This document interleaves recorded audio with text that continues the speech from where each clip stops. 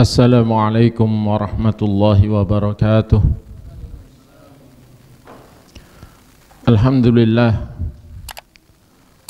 Alhamdulillahilladzi amarana bitafaqquh fid din wa arsyadana ila ittiba'i sunnati sayyidil mursalin wa usalli wa usallimu ala rasulil amin wa alihi tahirin wa ashabihil akramin wa man tabi'ahum bi ihsanin ila yaumiddin. Qala ta'ala ya ayyuhalladzina amanu taqullaha haqqa tuqatih wa la tamutunna illa wa antum muslimun. Amma ba'd. Jamaah sekalian yang saya hormati, yang saya cintai, yang semoga selalu dirahmati Allah. Alhamdulillah, segala puji bagi Allah Ta'ala yang masih selalu mencurahkan kebaikan dan nikmatnya kepada kita.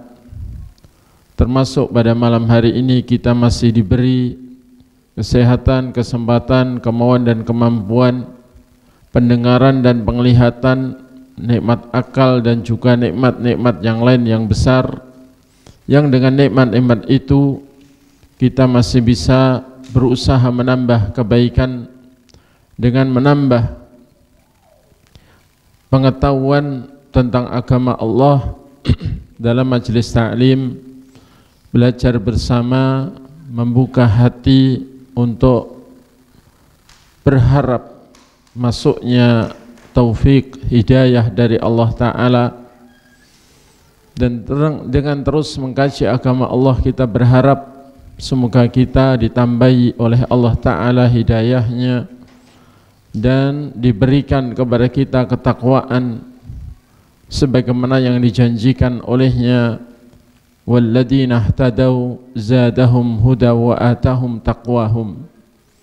Dan orang-orang yang berusaha menyesuaikan diri dengan petunjuk, niscaya Allah menambah kepada mereka petunjuk dan Allah berikan kepada mereka ketakwaan mereka. Dan malam ini insyaallah akan kita lanjutkan materi kajian kita terhadap kitab Wasiyatul Imam Syafi'i, wasiat Al-Imam Asy-Syafi'i rahimahullahu ta'ala, yang diriwayatkan wasiat ini melalui beberapa jalur sanad sampai kepada beliau rahimahullah. Dan poin terakhir yang dahulu kita kaji adalah perkataan Al-Imam Asy-Syafi'i rahimahullah yang ke-19 atau poin ke-19 dari wasiat ini, yakni wal mut'atu haram. Dan mut'ah yakni nikah, kontrak atau nikah untuk tujuan sementara, dan itu dimasukkan dalam akad nikah. Nikah untuk berapa lama itu adalah haram. Dan itu pernah memang dihalalkan, tapi hanya dalam beberapa saat alias beberapa lama. Dan ketika perang Khaybar maka kembali atau oleh Nabi SAW diharamkan sampai hari kiamat. Sehingga sahabat Umar bin Khattab radhiyallahu anhu menyatakan, barang siapa yang melakukan mut'ah maka akan aku rajam sebagai orang yang berzina. Meskipun kita tahu saat ini masih ada yang melestarikan nikah ini dan bahkan menganjurkannya dan meyakini keutamaannya, yakni orang-orang Syiah Rafidah, di mana mereka memang bukan ahlu sunnah wal jamaah. Jamaah sekalian yang semoga selalu dirahmati Allah. Berikutnya poin yang ke-20, berkata Al-Imam Asy-Syafi'i rahimahullah, wa usi bi taqwallahi azza wa jal wa luzumi sunnah wal athar an Rasulillah sallallahu alaihi wasallam wa ashabihi wa tarkil bid'ah wal ahwa'i wajtinabiha. Dan kuwasiatkan agar bertakwa kepada Allah, yakni kuwasiatkan kepada kalian agar bertakwa kepada Allah yang maha perkasa dan maha luhur, dan agar kalian melazimi sunnah, berpegang teguh dengan sunnah Nabi dan riwayat-riwayat dari Rasulullah sallallahu alaihi wasallam dan para sahabatnya, dan kuwasiatkan juga agar kalian meninggalkan kebid'ahan dalam agama dan berbagai kemauan hawa nafsu, dan supaya menjauhi itu semua, yakni kebid'ahan dan hawa nafsu. Jamaah sekalian yang semoga selalu dirahmati Allah, tentu wasiat ini adalah sangat sesuai dengan wasiat yang disampaikan oleh Allah dan Rasulnya. Bahkan Allah Ta'ala telah mewasiatkan kepada manusia, baik umat Nabi sallallahu alaihi wasallam ataupun umat-umat nabi-nabi sebelum nabi kita, dengan wasiat takwa. Dan wasiat takwa bahkan menjadi wasiat wajib yang harus diulang-ulang oleh para khatib dalam khutbah-khutbahnya, terutama dalam khutbah Jum'ah. Maka di antara wasiat wajib yang harus disampaikan kepada para khatib adalah wasiat takwa. Dan Rasulullah sallallahu alaihi wasallam pun di dalam hadisnya itu berwasiat dengan wasiat ini, sebagaimana diriwayatkan oleh sahabat Irbad bin Sariyah radhiyallahu an, ia berkata, wa'adana Rasulullah sallallahu alaihi wasallam mau'idatan balighah. Rasulullah SAW menasihati kami dengan nasihat yang sangat mendalam, nasihat yang sangat mengena, darifat minhal uyun wa wajilat minhal qulub, yang nasihat beliau itu menjadikan mata kami bercucuran air mata dan hati kami gemetaran. Fakulna, maka kami katakan, ya Rasulullah, ka'annaha mau'idatu muwaddi'in fa'ausina. Ya Rasulullah, seakan-akan nasihat ini nasihat orang yang hendak meninggal dunia, maka berilah kami wasiat. Maka berilah kami wasiat, yakni beri kami pesan yang akan kami ingat sepanjang hayat. Beri kami pesan yang akan kami lestarikan pesan itu selamanya. Qala, maka Nabi sallallahu alaihi wasallam mengatakan, usikum bitaqwallah was-sam'i wat-ta'ah wa in ta'ammara 'alaikum 'abdun wa innahu may ya'ish minkum fasayara ikhtilafan katsira fa 'alaikum bisunnati wa sunnatil khulafa'ir rasyidin al-mahdiyyin addu 'alaiha bin nawajid wa iyyakum muhdatsatil umur fa inna kulla bid'atin dhalalah. Kuwasiatkan kepada kalian, kata Nabi, kuwasiatkan kepada kalian agar bertakwa kepada Allah, agar bertakwa kepada Allah, dan agar mendengar dan taat kepada pemerintah atau kepada pemimpin, meskipun yang menjadi pemerintah kalian itu adalah seorang budak. Dalam riwayat yang lain, Abdun Habasyi, budak kulit hitam, budak Ethiopia. Yang budak itu tidak berhak memimpin sebenarnya, alias walau yang menjadi pemimpin kalian, pemerintah kalian, itu orang yang sama sekali tidak berhak menjadi pemimpin. Dan sesungguhnya barang siapa dari kalian hidup sepeninggal aku, niscaya ia akan melihat perselisihan yang banyak. Niscaya dia akan melihat perselisihan yang banyak.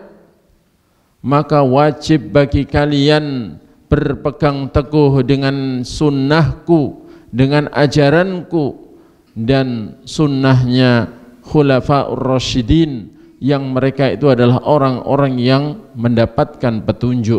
Dalam riwayat lain, al-mahdiyina min ba'di, yang masih akan hidup sepeninggal aku.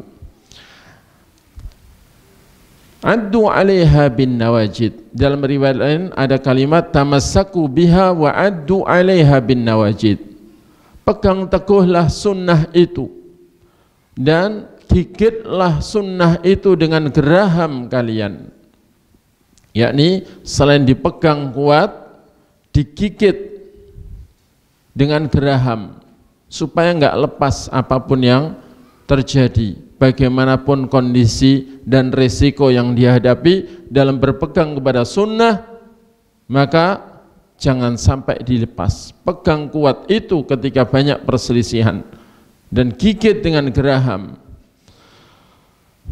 Wa iyyakum muhdatsatil umur, dan jauhilah oleh kalian segala ajaran baru, perkara baru yang diada-adakan dalam agama, yang diada-adakan dalam agama. Karena al-umur ini ada al litta'rif untuk menunjukkan ma'rifah. Ini maksud perkara di sini adalah perkara Nabi, dan urusan Nabi adalah urusan agama. Maka jauhilah oleh kalian segala perkara baru yang diada-adakan dalam agama, baik dalam akidah, dalam ibadah, dan dalam konsep beragama.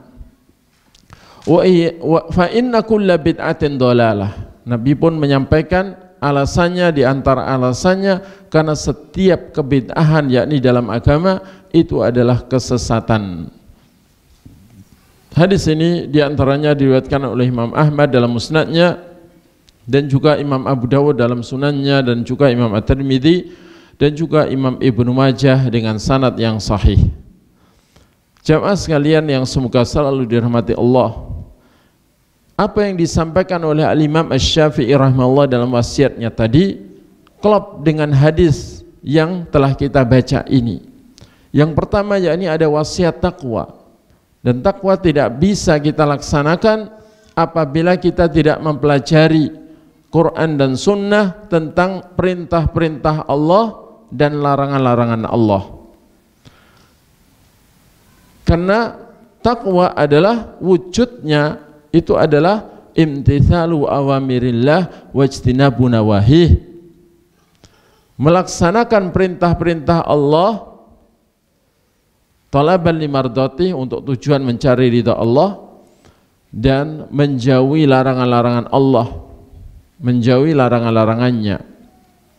Sehingga tidak mungkin kita bisa melaksanakan perintah-perintah Allah kalau kita tidak tahu apa saja yang diperintahkan olehnya, dan tidak bisa kita meninggalkan larangan-larangannya kalau kita tidak tahu apa saja yang dilarang olehnya.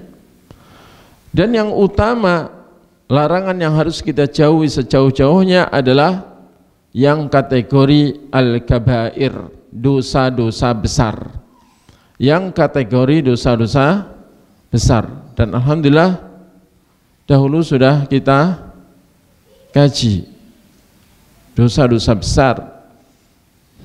Ada dari kitab Al-Kabair Al-Imam Adz-Dzahabi rahimahullah yang mencantumkan 76 dosa-dosa besar. Kemudian hadis yang kita baca yang berisi wasiat yang tidak boleh terlupakan sepanjang hayat ini adalah agar kita taat, mendengar dan taat kepada pemimpin, kepada pemerintah kita, meskipun pemerintah itu orang yang sama sekali tidak berhak untuk memimpin. Kenapa? Karena Nabi mengatakan wa in ta'ammara 'alaikum 'abdun, meskipun yang memimpin kalian itu seorang budak. Budak itu dalam Islam memimpin dirinya sendiri, itu aja enggak punya hak penuh. Dia hanya punya separuh hak untuk memimpin dirinya, yang separuh adalah hak tuannya. Sehingga dia harus mengabdi kepada Allah, tapi juga taat kepada tuannya dalam hal yang di luar maksiat. Jadi budak itu sama sekali tidak punya hak memimpin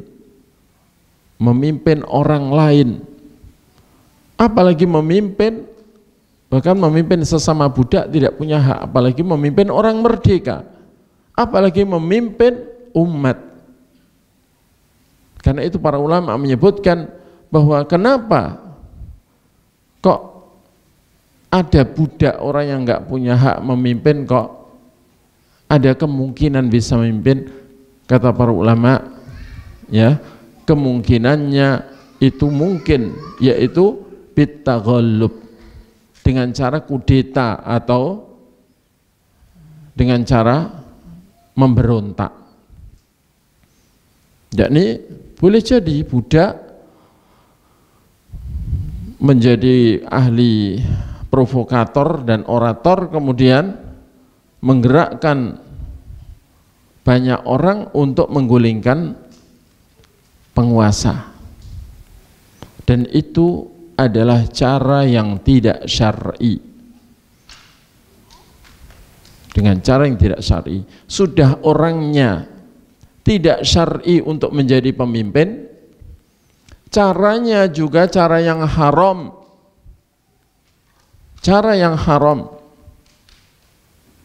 bahkan cara mendapatkan kepemimpinan dengan meminta saja itu sebenarnya tidak syar'i, apalagi dengan ngerebut itu lebih haram lagi, apalagi dengan mengorbankan banyak nyawa, itu jauh lebih haram daripada demokrasi. Jadi kalau pemimpin itu menjadi pemimpin dengan cara yang sama sekali tidak syar'i, bahkan dengan cara dosa besar, karena al-khuruj alal imam bisayf, memberontak kepada pemimpin dengan senjata, itu salah satu dari dosa besar. Para ulama memasukkannya ke dalam kategori dosa besar, bukan dosa biasa. Dan semakin banyak mudaratnya dan semakin banyak korbannya dari kalangan umat Islam, itu akan semakin besar dosa yang diterima oleh penggeraknya. Maka walau menjadi pemimpin itu dengan cara yang tidak syar'i, dan bahkan yang jadi pemimpin orang yang tidak syar'i menjadi pemimpin, tidak berhak secara syar'i menjadi pemimpin, tapi idza statabbal amr fa wajaba alaihi ta'atuh, atau fa wajaba alal ummah ta'atuh. Kalau kedudukannya itu sudah teguh menjadi pemimpin, sudah kuat, kokoh, maka wajib bagi umat untuk mentaatinya. Karena Islam melarang fauda, melarang kekacauan. Dan perlu diketahui Rasulullah menyampaikan hal ini dalam bentuk wasiat yang tidak boleh dilupakan sepanjang hayat dan harus dilestarikan sampai hari kiamat. Ini bukan dalam rangka membelani pemimpin yang tidak syar'i, bukan dalam rangka membenarkan pemimpin yang tidak syar'i, bukan dalam rangka membela pemimpin yang zalim, bukan, tapi dalam rangka menjaga nikmat keamanan, nikmat ketenangan, ketentraman, yang itu nikmat yang besar, dan yang lebih utama menjaga darah umat Islam. Jangan sampai ada yang tertumpah gara-gara rebutan jabatan atau kepemimpinan. Jadi dalam rangka Rasulullah itu sangat menyayangi umat Islam. Jangan sampai ada satupun nyawa yang melayang gara-gara fitnah tahta, godaan tahta, godaan kedudukan kepemimpinan. Karena nanti tidak ada habisnya. Kalau ini tidak syar'i, kita berontak, kita gulingkan. Terus begitu jadi, sudah korbannya banyak, kadang menang, kadang tidak. Kalau toh menang jadi, nanti yang ini dendam, itu jadi pemimpin tidak sah dengan cara yang syar'i, kan begitu, dengan cara pemberontakan yang diharamkan. Mari kita gulingkan ini, akhirnya guling-gulingan terus. Umat Islam kalau begitu terus, bagaimana yang dilakukan dalam sejarah Islam oleh orang-orang Khawarij dan orang-orang Syiah, yang mereka yang mewarnai penggulingan-penggulingan itu, pemberontakan-pemberontakan itu, ya akhirnya umat Islam lemah. Umat Islam lemah. Padahal sebelum ada guling-gulingan itu, Islam itu dengan cepatnya melakukan pembebasan-pembebasan di seluruh penjuru dunia, sampai Eropa Barat berada di bawah naungan Islam. Ketika umat Islam bersatu, maka keberkahan dari Allah menyertai mereka, pertolongan dari Allah menyertai mereka. Ketika bersatu di atas Islam, bersatu di atas tauhid dan sunnah. Jamaah sekalian yang semoga selalu dirahmati Allah, ini sekaligus sebagai jawaban bagi sebagian orang yang tidak paham, yang bertanya-tanya, kenapa pengikut manhaj salaf itu katanya tidak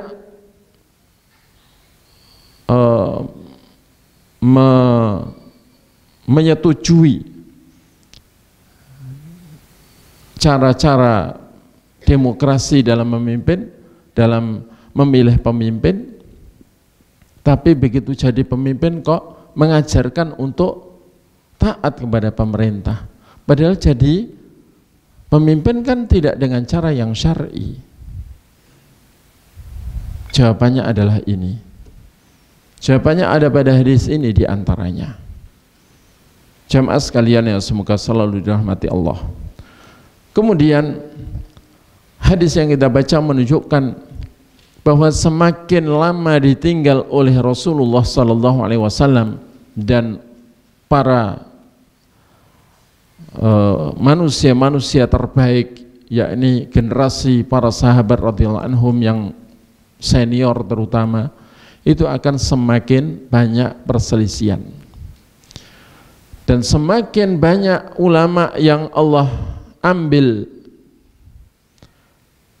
sehingga semakin banyak kebodohan mendominasi dan kesalahpahaman itu mewarnai kehidupan beragama umat Islam, maka akan semakin banyak perselisihan pendapat. Apalagi orang yang tidak berilmu pun ikut berpendapat, itu akan semakin menambah banyaknya perselisihan. Karena itu kata para ulama, idza sakatal jahil laqallal khilaf. Seandainya orang bodoh itu mau diem, pasti perselisihan itu enggak terlalu banyak. Tapi enggak. Orang yang tidak berilmu malah termasuk orang yang paling berani berpendapat. Orang yang tidak punya alat-alat berijtihad malah yang paling rajin memproduk ijtihad. Bahkan hampir dalam semua masalah agama itu dia berijtihad dan berpendapat. Bahkan dalam hal-hal yang berkaitan dengan akidah, hal-hal yang berkaitan dengan hal gaib, yang tidak ada tempat untuk berijtihad di situ, kadang-kadang orang awam itu berijtihad. Dalam masalah-masalah ibadah mahdhah, istilahnya ibadah yang langsung hubungannya dengan Allah Ta'ala, yang Al-Imam Asy-Syafi'i rahimahullah termasuk yang mengingkari adanya qiyas dalam ibadah itu pun banyak orang awam yang apa-apa pakai qiyas, bahkan dalam masalah-masalah ibadah mahdoh pada melakukan kias-kias. Akhirnya perselisihan tambah banyak.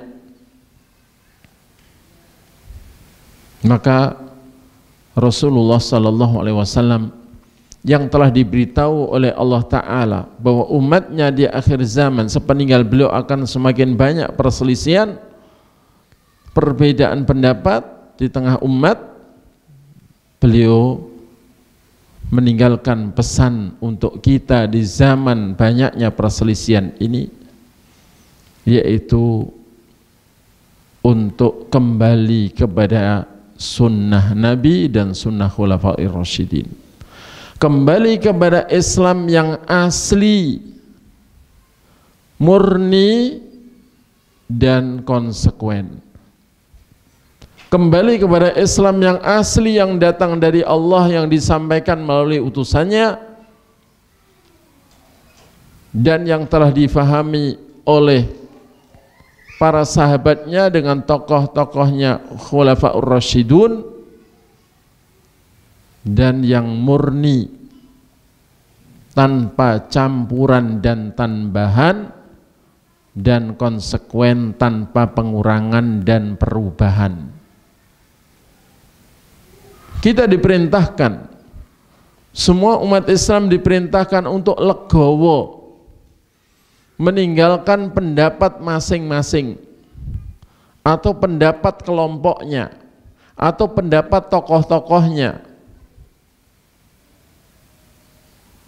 untuk kembali kepada Islam yang apa adanya telah datang dari Allah, disampaikan melalui utusannya, yakni untuk kembali kepada Quran dan Sunnah dengan pemahaman salaful ummah, pendahulu umat yang saleh, dengan tokoh-tokohnya Khulafaur Rasyidun, para khalifah-khalifah yang lurus di atas petunjuk, yakni Abu Bakar As-Siddiq, Umar ibn Khattab, Utsman ibn Affan, Ali ibn Abi Thalib radhiyallahu anhum ajma'in. Ya. Itulah Khulafaur Rasyidun. Dan Nabi memang sudah menghabarkan saking banyaknya perselisihan, maka umat Islam itu sampai terjerumus pada iftiraq.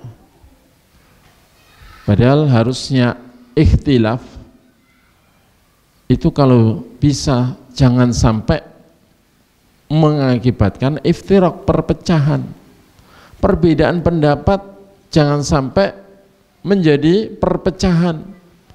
Tapi saking sengitnya dan masing-masing fanatiknya, dan tidak ada yang legowo untuk meninggalkan pendapatnya, kembali kepada Islam yang apa adanya, yang masih asli dari Allah, yang murni tanpa campuran dan tambahan, yang masih konsekuen tanpa pengurangan dan perubahan. Belum ada legowo untuk itu, otot-ototan akhirnya pecah. Dan perpecahan itu kata Nabi sampai menjadi 73 golongan. Menjadi 73 golongan yang semuanya akan mampir ke neraka, yakni dalam yang mereka masih diakui sebagai umat Rasulullah, sehingga insya Allah masih masuk surga, masih masuk surga. Ahlu sunnah wal jamaah, salafi, pengikut manhaj salaf, tidak menvonis kaum muslimin yang berada di atas firqah-firqah yang 72 firqah itu kafir, enggak. Kalau ada orang mengaku salafi mengkafirkan umat Islam yang terjerumus pada akidah-akidah kebid'ahan yang 72 macam itu, berarti belum paham manhaj salaf dan bukan mewakili salafi. Ya. Kenapa? Karena Rasulullah masih mengakui 72, 73 itu umatnya semua.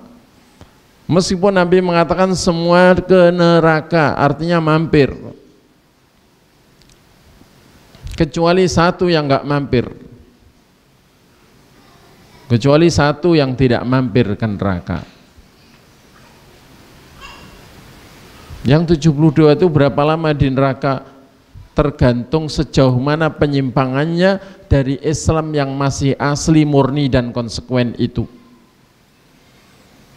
Semakin banyak campurannya atau semakin berubah warna dari warna aslinya bening, tapi ada yang suka merah muda, ada yang suka merah tua.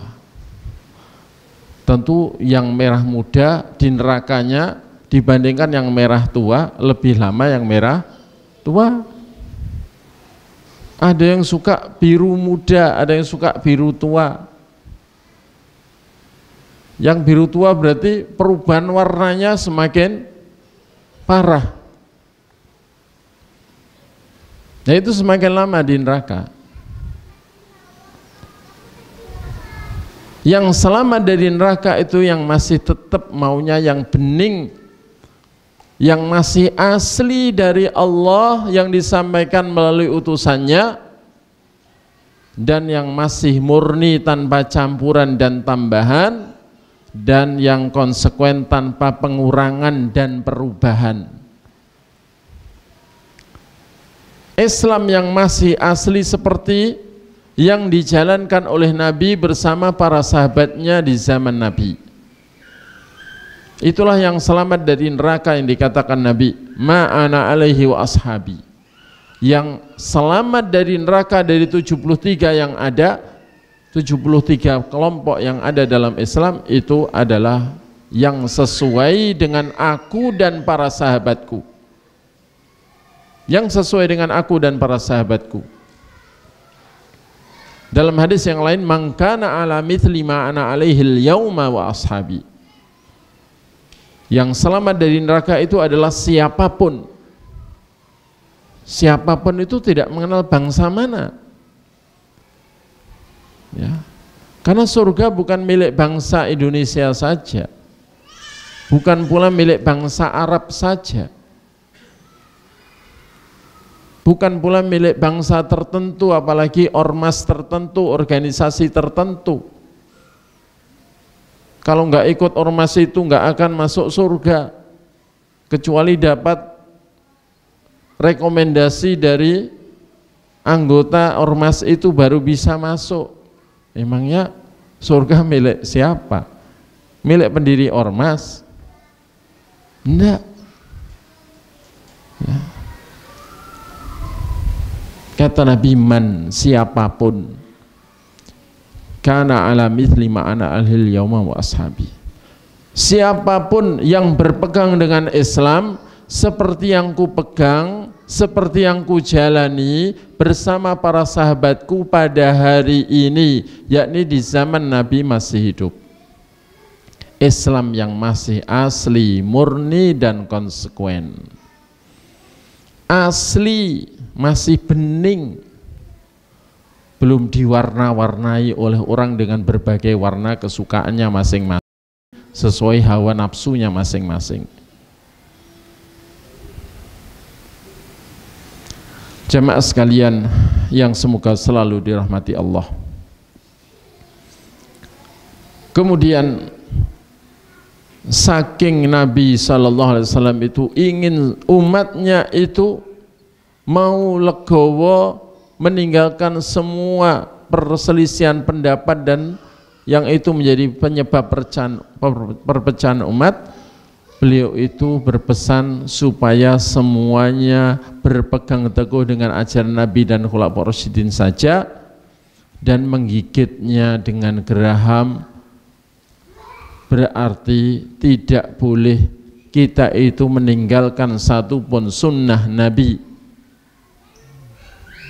satu pun sunnah Nabi hanya karena pendapat orang. Karena itu Al-Imam Asy-Syafi'i rahimahullah juga mengatakan qad ajma'al muslimun ala annahu man istabana lahu sunnatun sannaha Rasulullah sallallahu alaihi wasallam la yahillu lahu ayyada'aha liqauli ahad. Sungguh para ulama kaum muslimin sepakat bahwasanya barang siapa yang telah jelas baginya suatu sunnah, suatu ajaran yang diajarkan oleh Nabi sallallahu alaihi wasallam, tidak halal baginya meninggalkan ajaran Nabi itu karena pendapat siapapun. Walau bertentangan, apa yang diajarkan Nabi itu dianggap berbeda dan bertentangan dengan ajaran seorang imam madhab misalnya, atau oleh nenek moyangnya, atau oleh budaya daerahnya, atau apa yang sudah dikatakan sebagai budaya turun-temurun, budaya lokal dan sebagainya, maka kata Imam Syafi'i rahimahullah, tidak halal bagi seorang pun meninggalkan sunnah Nabi karena pendapat manusia. Dan hal itu karena memang kita harus mengagungkan Allah dan Rasulnya, dan mengagungkan kalam Allah dan kalam Rasulnya, dan tidak boleh meremehkannya. Karena kunci mendapatkan petunjuk itu ada pada mentaati Allah dan Rasulnya. Dan siapa yang taat kepada Rasulullah berarti telah taat kepada Allah, sebagaimana Allah katakan wa may yuti'ir rasula faqad ata'a Allah. Barang siapa taat kepada Rasul maka sungguh telah taat kepada Allah. Dan Allah katakan wa in tuti'uhu tahtadu wa ma 'alar rasuli illal balagul mubin. Jika kalian mau mentaati Rasul, niscaya kalian mendapat petunjuk, karena tidak ada kewajiban Rasul kecuali sekedar menyampaikan dengan jelas. Karena semua apa yang disampaikan Rasul itu datang dari Allah, pengutus beliau. Maka barang siapa yang taat kepada Rasul dapat petunjuk. Mafhum mukhalafah dari ayat ini berarti barang siapa yang tidak taat pada Rasul, barang siapa menyelisihi sunnah Rasul, ajaran Rasul, tidak akan dapat petunjuk.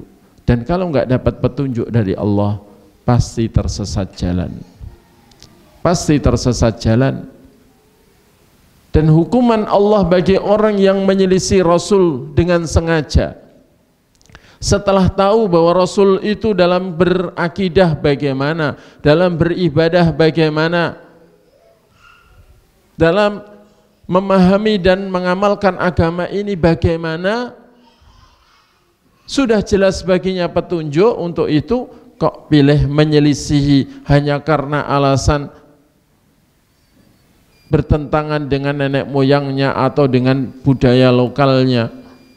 Maka ancaman Allah untuk orang seperti itu akan disesatkan di dunia, dan kalau enggak tobat sampai matinya dimasukkan ke jahanam di akhiratnya. Na'udzubillah min dzalik.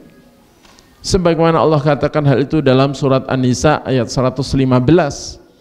Wa man yushaqiqir rasula min ba'di ma tabayyana lahul huda wa yattabi' ghaira sabilil mu'minin nuwallihi ma tawalla wa nuslihi jahannam wa sa'at masira. Dan siapapun yang menyelisihi Rasul, siapapun yang menyelisihi Rasul, walau dia orang yang dianggap besar, dianggap panutan, kalau dia menyelisihi Rasul, mim ba'di ma tabayyana lahul huda, setelah jelas baginya petunjuk bahwa Rasul itu seperti apa, bagaimana, dia menyelisihi dengan sengaja, wa yattabi' ghaira sabilil mu'minin, dan dia mengikuti selain jalannya orang-orang beriman yang saat ayat itu turun, yakni para sahabat Rasul, menyelisih Rasulullah dan tidak mengikuti jalan beragamanya para sahabat Rasul, nuwallihi ma tawalla. Pasti kami sesatkan dia ke arah mana ia tersesat. Kesukaannya ke arah mana? Ke arah itulah Allah menyesatkannya.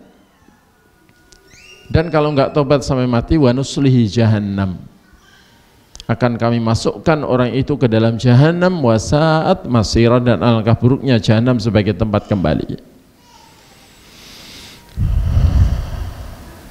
Dan di dalam surat An-Nur ayat 63 Allah juga mengatakan dengan redaksi yang lain tapi maknanya sama. Falyahdharil ladina yukhalifuna an amrihi an tusibahum fitnah aw yusibahum adzabun alim. Supaya orang-orang yang menyelisihi ajaran Rasul, perkara Rasul, yakni agama Rasul, itu takut kalau ditimpa oleh fitnah, kesesatan. Supaya orang-orang yang menyelisihi ajaran Rasul itu takut kalau ditimpa oleh kesesatan. Au yusibahum adzabun alim. Antusimu fitnah au yusibahum adzabun alim, atau ditimpa oleh adab yang sangat menyakitkan. Maksudnya mbok yao, orang-orang yang menyelisih ajaran Rasul itu takut kalau ditimpa kesesatan di dunia atau adab yang menyakitkan baik di dunia maupun di akhirat.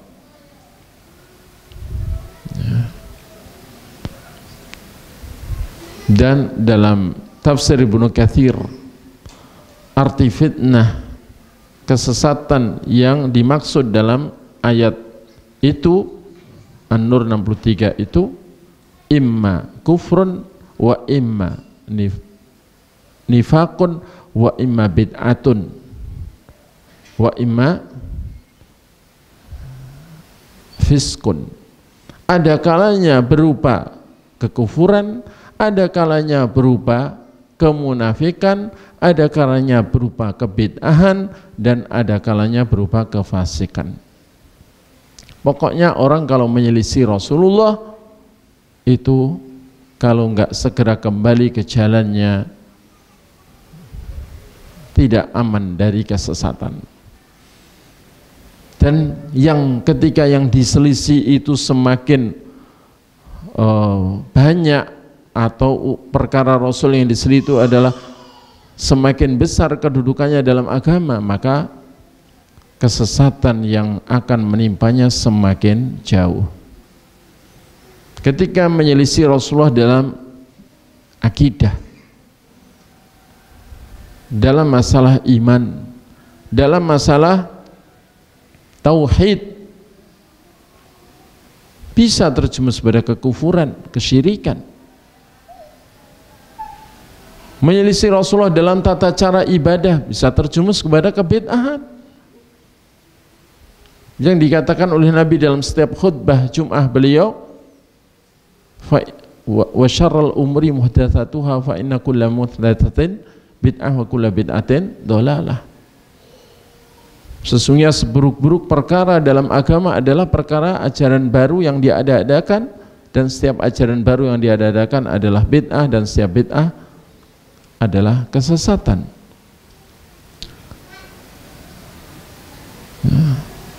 Jadi kalau yang diselisih itu masalah iman, masalah tauhid, bisa terjerumus pada kekufuran atau kemunafikan.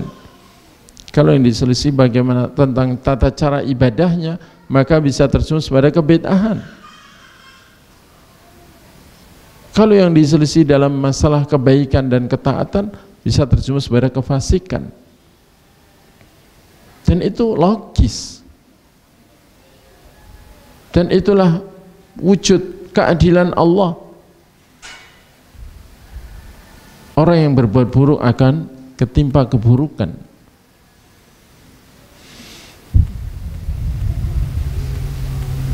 Atau ditimpa adab yang menyakitkan. Karena kehancuran umat-umat Nabi yang dahulu, kata Nabi, sebabnya juga kathratu masailihim wa ikhtilahum ala anbiya'ihim. karena mereka banyak bertanya-tanya kepada nabi mereka untuk tujuan menawar-nawar syariat yang dibawa mereka, dan juga karena mereka banyak menyelisihi para nabi mereka. Itu sebab utama kehancuran umat-umat sebelum nabi kita, umatnya para nabi sebelum nabi kita. Yang itu mengandung pesan bahwa kalau umat Islam ingin tidak hancur sebagaimana umat-umat yang terdahulu hancur, baik hancur oleh musibah, hancur oleh perpecahan dan pertikaian, perang saudara, dan akhirnya dikuasai musuh, ya jangan menyelisih nabi atau kena adab yang pedih di akhirat karena menyelisih nabi. Karena demi Allah, kita ini tidak akan dipermasalahkan Allah di pengadilannya nanti hanya karena menyelisih umumnya orang, menyelisihi masyarakat di suatu tempat. Enggak, kita enggak akan dipermasalahkan Allah. Kenapa enggak ikut nenek moyang? Kenapa enggak ikut budaya setempat? Enggak. Tapi kita akan dipermasalahkan oleh Allah ketika menyelisih satu orang, yaitu satu orang yang telah Allah pilih untuk menjadi utusannya dan panutan terbaik untuk orang yang ingin bertakwa, yakni Rasulul Islam, Nabi kita Muhammad sallallahu alaihi wasallam.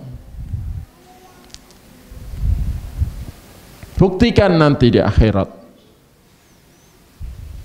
Kok sampai kita menyelisih Rasulullah sallallahu alaihi wasallam, kita akan dipermasalahkan oleh Allah Ta'ala. Dan alangkah menyesalnya dan nestapanya kalau sampai menyelisih Rasulullah dalam pokok ajaran Islam, termasuk dalam tauhid dan sunnah, apalagi sampai menjadi orang yang dalam barisan musuh-musuh dakwah tauhid dan sunnah. Sehingga setiap muncul dakwah tauhid mengajak memurnikan ibadah hanya kepada Allah, melarang syirik, dan mengajak untuk kembali kepada sunnah, selalu termasuk bagian dari yang paling marah dan berambisi untuk memusuhi dakwah itu. Hati-hati, hati-hati ya, menyesal nanti, menyesal. Pengadilan Allah pasti tegak. Jamaah sekalian yang semoga selalu dirahmati Allah.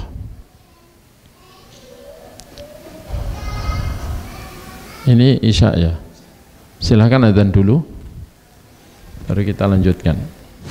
Hadis yang kita baca juga menunjukkan bahwa di dalam memahami agama ini kita tidak bisa lepas dari generasi terbaik Islam, murid-murid Rasulullah SAW yang menjadi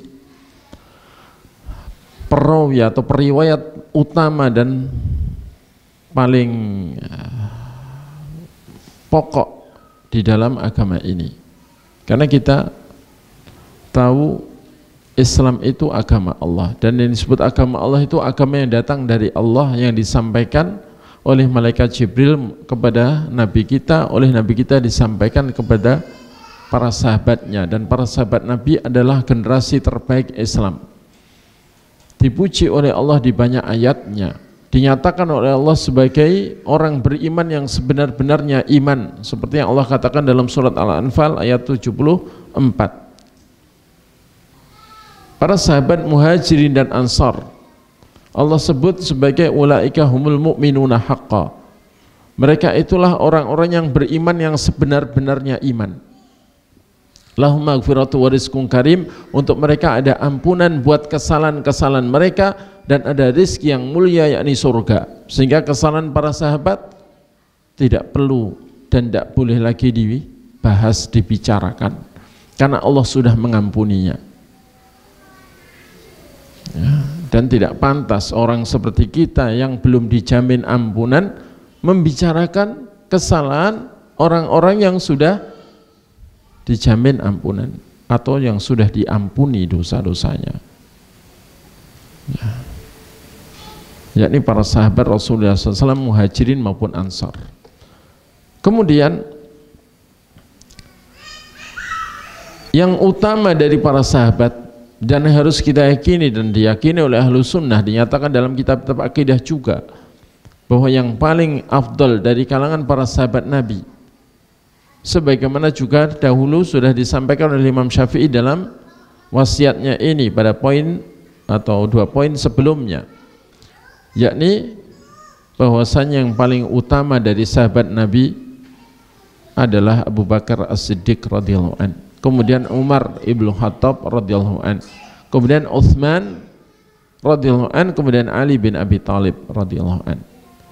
Ini 4 sahabat Nabi terbaik dan yang sudah dijamin surga semuanya ini, dan dinyatakan sebagai orang yang tetap akan ada di atas petunjuk sepeninggal Nabi. Berarti aman dari kesesatan sampai akhir hayat mereka, yang oleh Nabi bahkan sunnah mereka ditetapkan menjadi sunnah beliau juga, dalam artian dalam persetujuan beliau. Karena Nabi mengatakan tadi, tamassaku biha wa addu 'alaiha bin nawajid. Gigitlah satu sunnah itu dan peganglah satu sunnah itu dan gigitlah dengan geraham. Nabi tidak mengatakan tamassaku bihima wa addu 'alaihima bin nawajid, tapi tamassaku biha wa addu 'alaiha. Berarti sunnah khulafa'ur rasyidin sudah diakui oleh Nabi bagian dari sunnah beliau, dan hal itu pasti karena Nabi sudah diberitahu oleh Allah Ta'ala bahwa 4 khalifahnya ini tidak akan menyeleweng dari sunnah Nabi, tidak akan menyeleweng dari sunnah Nabi, ya. Maka Nabi mengakui mereka atau sunnah mereka adalah bagian dari sunnah Nabi yang harus dipegang, sehingga jangan disebut bid'ah apa yang dilakukan oleh khulafaur rasyidin, ya. Kalau tadi disebut bid'ah dalam sebagian apa yang mereka lakukan, itu bid'ah secara bahasa saja, seperti Umar mengumpulkan sholat tarawih menjadi satu imam, disebut itu bid'ah, bid'ah yang baik, padahal itu sebenarnya sunnah, karena Nabi pernah mencontohkan walau hanya 3 malam, dan Nabi tidak meninggalkannya kecuali karena khawatir kalau sholat tarawih itu diwajibkan atas umat kemudian akan memberatkan umat. Tapi sampai Nabi wafat tidak diwajibkan, sehingga aman kalau itu dihidupkan lagi sunnah tersebut. Maka Umar pun menghidupkan kembali sunnah yang sudah lama ditinggalkan itu. Tapi saking lamanya ditinggalkan, maka dimunculkan kembali seakan menjadi amalan baru, cara baru, sehingga disebut bid'ah secara bahasa, ya. Seperti perkataan bangsa Arab, abda'atil ibil, unta ini membuat bid'ah. Maksudnya apa? Idza barikat walam takum, apabila deprok tidak mau bangun, alias jerum mogok tidak mau jalan, enggak, itu dianggap berbuat bid'ah. Walau sebelumnya ya pasti pernah ada unta seperti itu, tapi jarang ada. Belum tentu sebulan sekali atau setahun sekali ada unta begitu, sehingga ketika ada unta begitu dianggap berbuat bid'ah. Itu secara bahasa, bukan secara makna syar'i. Tapi kalau tetap dipaksa, bagaimanapun juga itu bid'ah yang dibuat oleh Umar, kita katakan itu sunnahnya Umar, yang Umar itu khulafaur rasyidin. Kalau tetap enggak mengakui bahwa itu sunnah Nabi karena pernah diajarkan Nabi selama 3 malam, ya sudahlah, katakan itu sunnahnya Umar. Dan Umar itu khulafaur rasyidin yang sunnahnya harus kita pegang juga. Ya.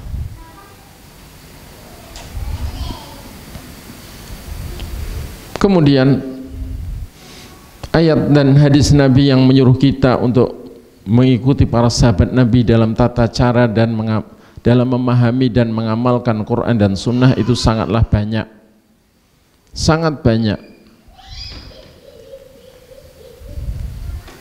Bahkan yang Allah ridhoi dari kalangan umat Nabi dan disiapi surga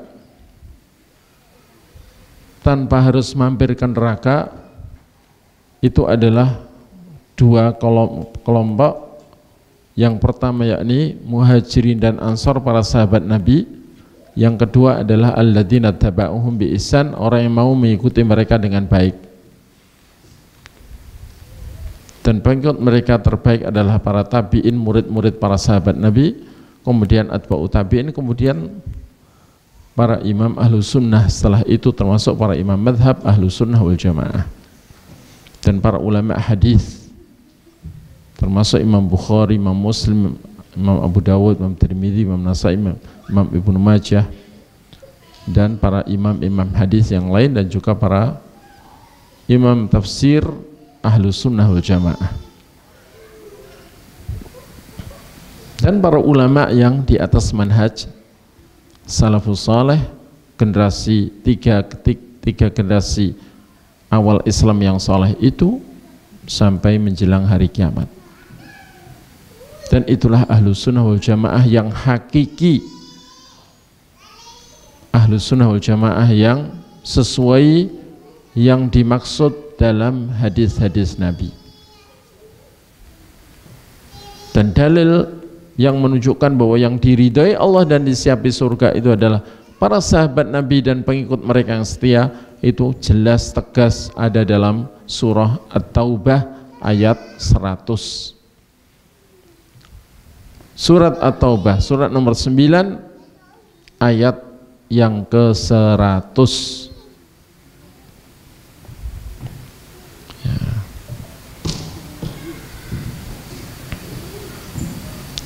Baik. Kemudian hadis yang kita baca menunjukkan bahwa berpegang dengan sunnah itu tidaklah sempurna kecuali dengan meninggalkan lawan dari sunnah itu, lawan kata dari sunnah yakni bid'ah. Ya. Bid'ah, yakni bid'ah dalam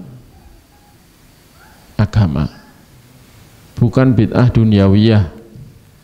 Kalau bid'ah dalam urusan dunia, yakni apa yang kemaslahatan utamanya adalah untuk kepentingan dunia, seperti transportasi, telekomunikasi, termasuk pengeras suara seperti ini, ya, dibuat bukan hanya untuk beribadah, tapi atau memudahkan untuk ibadah atau untuk tujuan ibadah, tapi yang utama adalah untuk kepentingan dunia.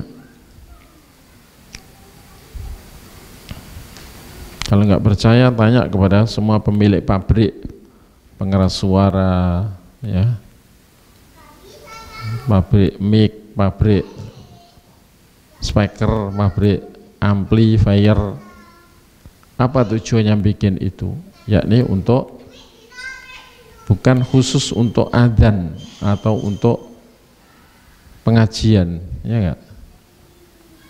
Tapi pokoknya untuk mengeraskan suara.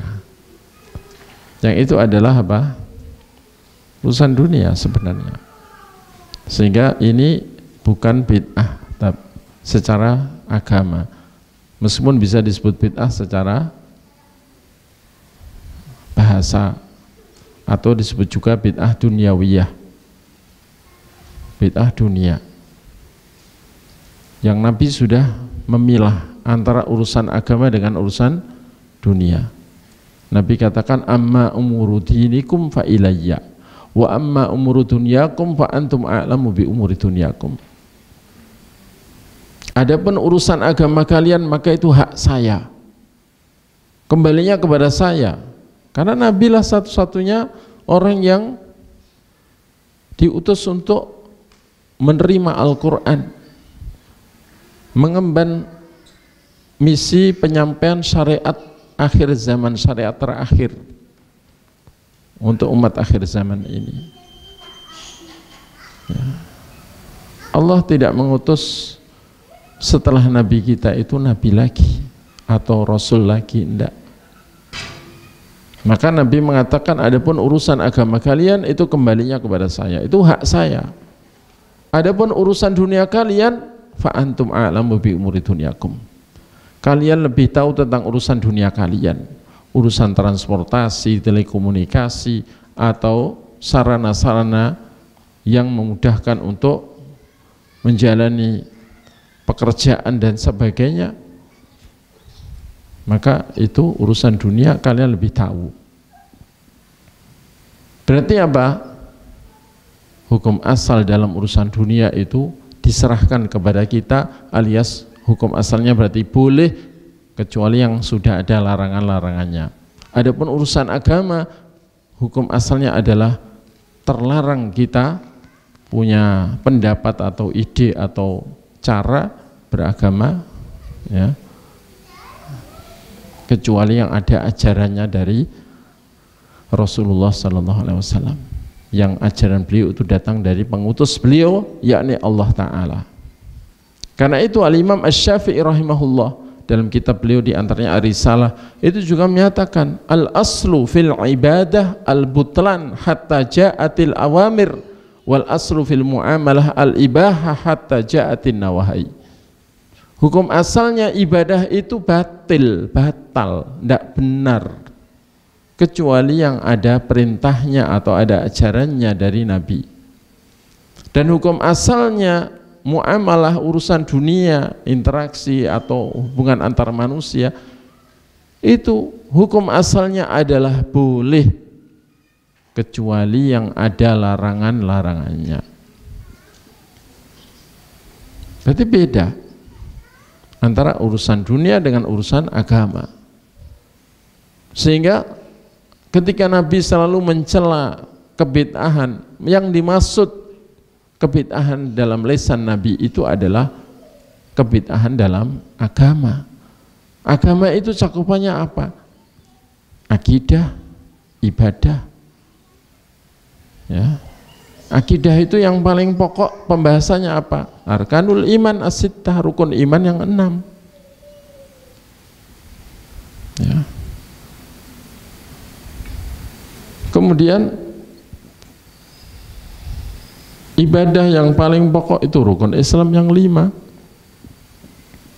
Kemudian juga dalam bagaimana memahami dan tata cara mengamalkan agama ini secara menyeluruh, itu adalah urusan agama, urusan agama. Nah, maka kita tidak boleh bikin ajaran baru, karena hak tasyri', hak menetapkan syariat, hak membuat syariat itu sebenarnya hak Allah mutlak. Barang siapa yang membuat ajaran baru dengan sengaja, dengan keyakinan, bahkan terang-terangan mengatakan bahwa karena dia punya hak yang sama dengan Allah, misal, meskipun ya belum pernah kita jumpai, ya kan, tapi seandainya ada orang membuat ajaran baru dalam agama dan mengatakan kalau Allah saja boleh membuat ajaran agama, kenapa saya enggak boleh? Terus akhirnya dia bikin ajaran baru, maka yang menyerupai syariat Allah, maka dia berarti telah menyekutukan dirinya dengan Allah. Dia musyrik, bahkan tauhid, ya, mirip dengan Fir'aun dan Namrud. Ya. Tapi kebanyakan orang bikin ajaran baru dalam agama tidak sampai begitu. Alasannya ya mudah-mudahan ini menjadi tambahan pendekatan diri kepada Allah, mudah-mudahan ini menjadi tambahan ibadah yang bisa menambah derajat di sisi Allah. Maka orang yang begitu, kata para ulama, dhalun mudil, tidak kafir, tidak musyrik, tapi sesat dan menyesatkan. Dhalun mudil. Ya. Kenapa? Karena kullu muhdatsatin bid'ah, kullu bid'atin dhalalah. Dan dalam mensikapi pelakunya tentu ahlu sunnah memiliki kaidah-kaidah. Tidak setiap orang yang terjumus kepada kebid'ahan boleh divonis sebagai ahlu bid'ah, dan tidak setiap orang yang terjumus kepada kesalahpahaman dalam penyelisihan terhadap apa yang disunahkan Nabi selalu dikeluarkan dari ahlu sunnah juga tidak. Itu ada kaidahnya sendiri, ada kajian yang rinci dan mendalam sebagaimana dibahas oleh para ulama ahlu sunnah wal jamaah yang mengikuti manhaj salaf. Ya. Jadi laisa kullu man waqa'a fil bid'ah yuhkamu bi bid'atihi. Itu kaidah yang disampaikan para ulama. Tidak setiap orang yang terjumus pada kebid'ahan itu selalu boleh divonis mubtadi' atau ahlu bid'ah. Tidak. Beda antara tokohnya yang menyeru kepadanya dengan sekedar orang yang tertipu dengannya atau ikut-ikutan ya tanpa paham atau mengira ini ajaran Islam, padahal itu ajaran bikinan orang. Beda. Dalam mensikapi pun beda. Nah, dan dalam masalah ibadah Nabi mengatakan man amil amalan laisa alaihi amruna fawaraddun, barang siapa mengamalkan suatu amalan ibadah yang tidak ada perintahnya dari kami maka tertolak. Nabi mengatakan man, siapapun itu yang melakukan amalan ini, amalan ibadah apapun, kok nggak ada perintahnya dalam syariat, maka tertolak. Dan pesan ulama di kalangan sahabat, yakni sahabat Abdullah bin Mas'ud radhiyallahu an,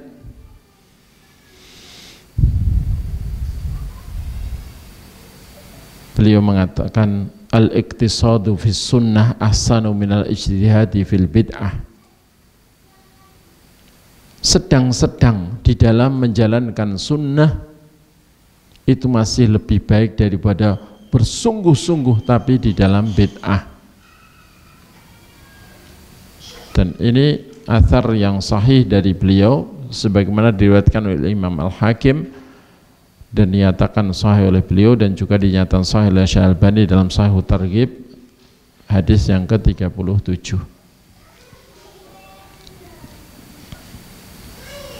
Nah,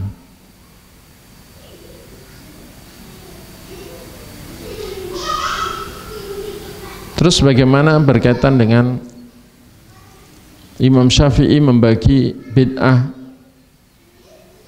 Ada bid'ah hasanah, ada bid'ah madmumah ya, atau sayyi'ah.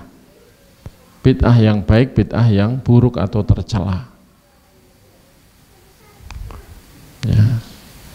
Oke, kalau memang mau kembali kepada Imam Syafi'i, tolong penjelasannya tentang pembagian bid'ah itu total kembali kepada Imam Syafi'i. Nanti sama kok, klop. Tidak ada beda dalam memahami bid'ah. Karena beliau membagi itu secara umum, termasuk di dalamnya bid'ah duniawiyah atau bid'ah lughawiyah secara bahasa. Dan kata beliau hukumnya bid'ah ada 5. Ada yang haram, ada yang sunnah, mustahab, disukai dalam syariat, ada yang mubah, boleh, berarti tidak dosa dan tidak berpahala, ada yang makruh, kalau ditinggalkan berpahala, kalau dilakukan tidak berdosa, dan ada yang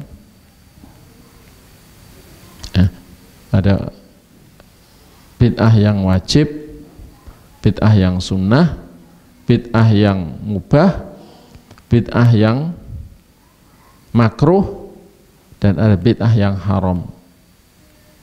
Ya. Ditinggalkan berpahala, dilakukan berdosa. Ya. Yang keharaman itu juga bertingkat-tingkat.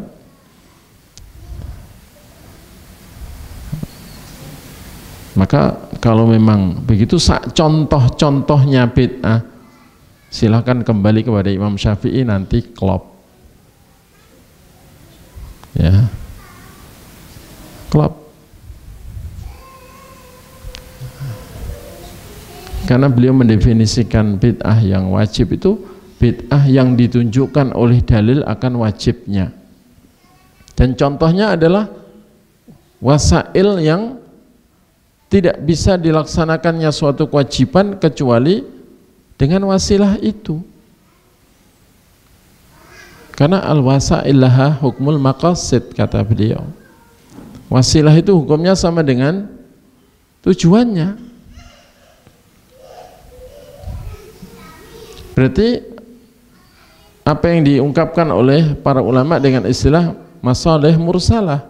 Jadi sarana-sarana yang digunakan untuk memudahkan pelaksanaan ibadah. Kalau sarana itu menjadi penopang utama suatu kewajiban, di mana kewajiban itu tidak bisa dilaksanakan kecuali dengan sarana itu, maka sarana itu menjadi ikut wajib, itu menjadi bid'ah yang wajib kalau itu sarana itu belum pernah ada di zaman Nabi. Contohnya kalau kita belum pernah haji dan kita mampu untuk berhaji, tidak mungkin bisa sampai ke Makkah kecuali naik pesawat, maka dan tidak ada kendaraan lain selain pesawat, kapal pun tidak ada misalnya, maka naik pesawat itu menjadi bid'ah wajib.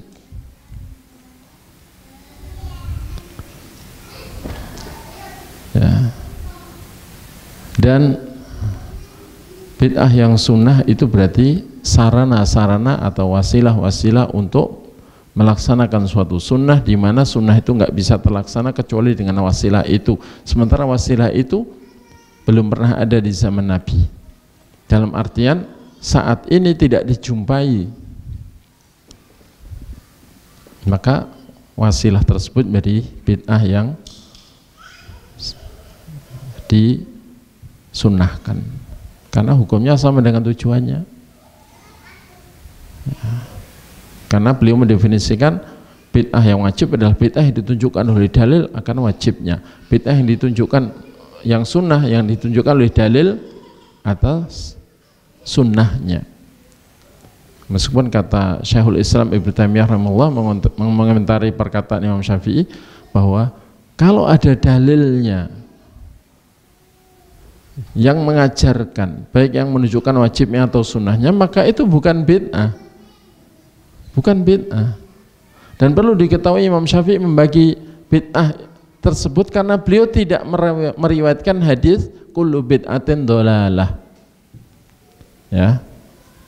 Dan biasa para ulama dahulu itu kalau berijtihad, berpendapat, dan pendapat itu ternyata menyelisihi hadis Nabi, itu bukan karena sudah tahu hadis Nabi itu kemudian menyelisih hadis Nabi, enggak, tapi karena belum sampai padanya suatu hadis dalam hal itu, sehingga atau kadang-kadang sampai dalil tapi menurutnya tidak sahih, kemudian berpendapat dengan pendapat yang ternyata berbeda dengan hadis Nabi karena belum tahu hadis Nabi tentang itu. Dan kita yakin seandainya Imam Syafi'i meriwayatkan hadis kullu bid'atin dhalalah wa kullu dhalalatin finnar, atau kullu muhdatsatin bid'ah wa kullu bid'atin dhalalah, pasti tidak akan berpendapat dengan pendapat membagi bid'ah seperti itu, pasti. Bahkan beliau sudah berpesan, idza qultu qaulan yukhalifu qaula Rasul fatrahu qawli ardal haid wa khudhu qala Rasul fahuwa madhabi. Kalau aku berpendapat dengan suatu pendapat ternyata pendapatku menyelisih perkataan Rasul, buanglah pendapatku ke balik pagar dan ambillah perkataan Rasul itu, maka itulah madhabku. Itulah madhabku. Bahkan beliau mengatakan juga, idza haddatsu hadisan walam akhud bihi fa'lamu anna hina idzin anna aqli qad dhahaba.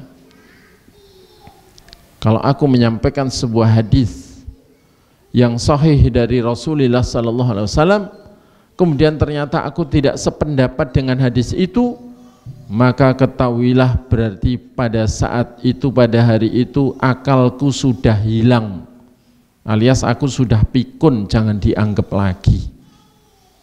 Ini pesan Imam Syafi'i rahimahullah, yang dikenal sebagai sosok ulama yang sangat mengagungkan sunnah Rasulullah sallallahu alaihi wasallam.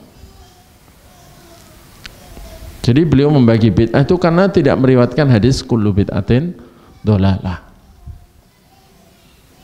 Kemudian kalau bid'ah yang mubah itu yang tidak ditunjukkan dalil tentang terlarangnya atau dianjurkannya. Kemudian kalau bid'ah yang makruhah itu bid'ah yang ditunjukkan oleh dalil akan kemakruhannya. Kalau yang haram itu bid'ah yang ditunjukkan oleh dalil menunjukkan haramnya. Ya berarti ya sudah. Sebenarnya nggak ada perbedaan. Kemudian contoh-contohnya jelas, semakin jelas dengan contoh-contoh. Ya, karena wabil amthilati tatabayyanul asya'u. Dengan contoh-contoh itu segala sesuatu menjadi lebih jelas. Apa saja yang diingkari oleh Imam Syafi'i, kebid'ahan-kebid'ahan apa yang diingkari oleh Imam Syafi'i, banyak darinya saat ini dianggap bid'ah yang baik. Imam Syafi'i mengatakan itu bid'ah yang mungkarah, yang diingkari agama. Ternyata sebagian umat Islam menganggapnya itu bid'ah yang baik, bid'ah hasanah. Dan orang yang seperti itu kalau ditanya contoh bid'ah dhalalah, itu kadang-kadang bingung. Ya. Dan terakhir pesan dari sahabat Ibnu Umar, ulama di kalangan sahabat Ibnu Umar radhiyallahu anhu, beliau mengatakan kullu bid'atin dhalalah wa ra'ahan nasu anha hasanah. Setiap kebid'ahan yakni dalam agama itu kesesatan, meskipun umumnya manusia memandangnya baik. Meskipun umumnya manusia memandangnya baik. Ya. Dan kata Ibnu sahabat Hudzaifah bin Yaman radhiyallahu anhu, ulama juga di kalangan sahabat, ittabi'u wa la tabtadi'u faqad kufitum. Ikuti saja ajaran Islam yang sudah diajarkan, sudah dicontohkan. Tinggal ittiba Nabi, ngikuti Nabi dan khulafa rasyidin, cukup. Ya, wala tabtadi'u. Jangan kalian membuat kebid'ahan, ajaran baru dalam agama. Karena apa? Karena faqad kufitum. Kalian sudah dicukupi dengan ajaran yang datang dari Nabi yang disampaikan dan dijalankan oleh para sahabat. Sudah cukup. Nabi itu loh di surga yang tertinggi, tidak ada lagi derajat di atas Nabi. Kenapa harus melebihi Nabi? Ingin surga tertinggi bertetangga dengan Nabi, cukup Nabi sebagai panutannya dalam ibadah kepada Allah Ta'ala. Tidak butuh kita dengan ibadah-ibadah model baru karangan orang dengan tujuan menambah derajat di sisi Allah. Derajat tertinggi loh derajat Nabi. Siapa yang ikut Nabi dengan baik bertetangga dengan Nabi di surga. Nah, demikian apa yang bisa disampaikan. Kita akhiri dengan doa kafaratul majlis. Subhanakallahumma bihamdik asyhadu an la ilaha illa anta astaghfiruka wa atubu ilaik. Wa sallallahu ala nabiyyina Muhammadin wa ala alihi wa sahbihi wa akhiru da'wana alhamdulillahi rabbil alamin. Wassalamualaikum warahmatullahi wabarakatuh.